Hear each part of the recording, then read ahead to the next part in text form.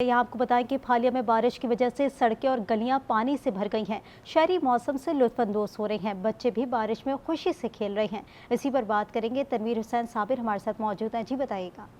जी बिल्कुल, फालिया शहर और गिरदोनवा में कभी हल्की कभी मूसलाधार बारिश का सिलसिला वक्फे से जारी है, जिससे मौसम इंतहाई खुशगवार होने के साथ साथ शहरियों का मूड भी खुशगवार हो गया है।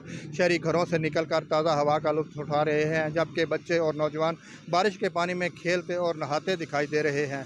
फालिया के मेन बाज़ार और शहर की गलियाँ पानी से भर गई हैं और नदी नालों का मंजर पेश कर रही हैं। ख़ास तौर पर अल्लाहबास चौक, मेहताब चौक, लारी अड्डा से बलाल चौक में पानी की भरमार ने इलाके की सूरत हाल को मज़ीद मुश्किल बना दिया है।